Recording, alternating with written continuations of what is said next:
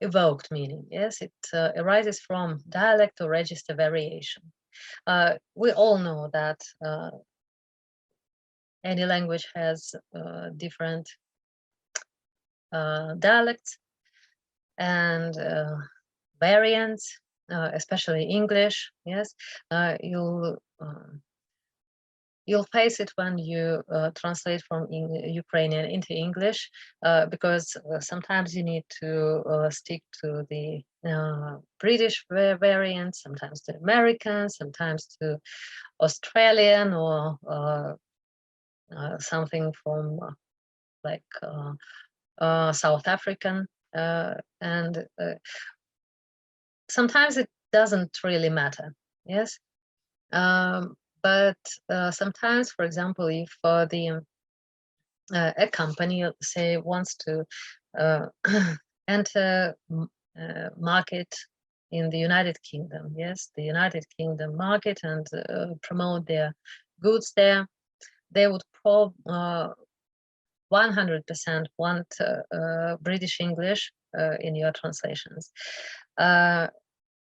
You may say that the general rule is translate into your mother language. Yes, there is such a rule, but we don't have such a luxury as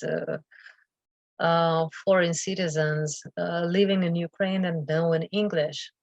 And it's actually a problem to find a native speaker who really translates from Ukrainian into English without using Google or any other machine translation tool.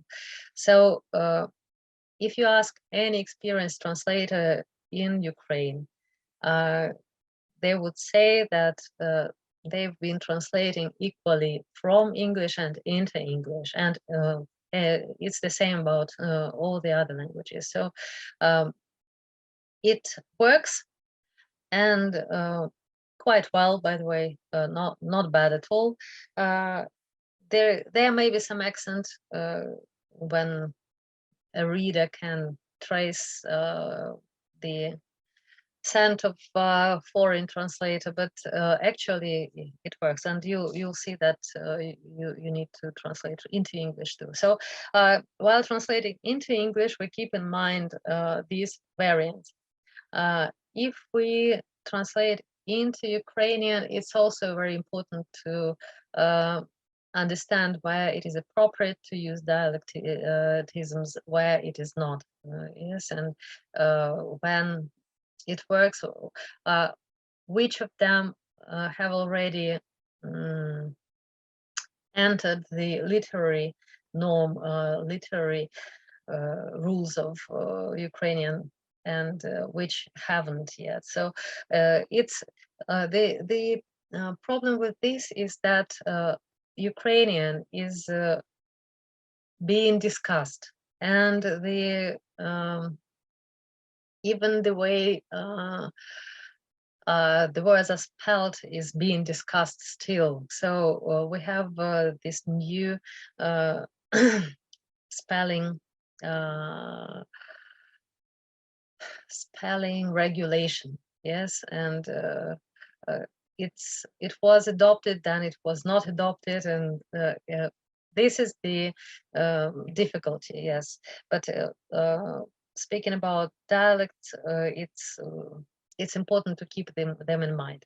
Another thing is temporal, which is about time. When the word is out of date, it cannot be used in the text about the modern technologies or something, and but it would be appropriate when we speak about some historical events, and maybe it will give some flavor to the text.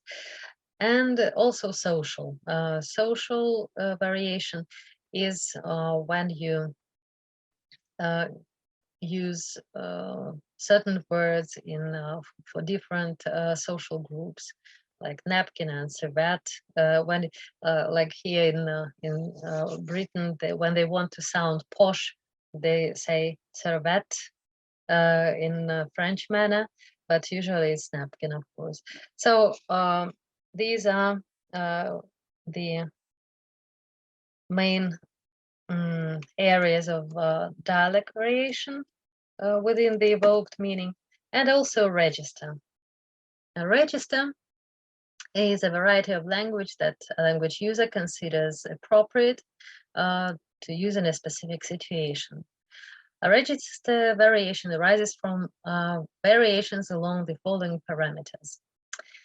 So I will not read it out. I will just say that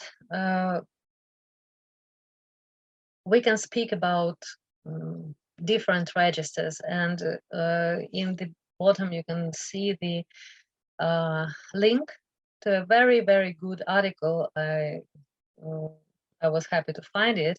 It's about 5 registered found in English, but it can be applied to language in general. So high formal, formal, neutral, informal, and vulgar. So vulgar is about rude slang, yes, and swear words, maybe prison jargon. Informal is any kind of slang or not very official communication between friends and so on. Like we say hello while writing an email to a friend, but we would say good afternoon or something like that to other people which who we don't know.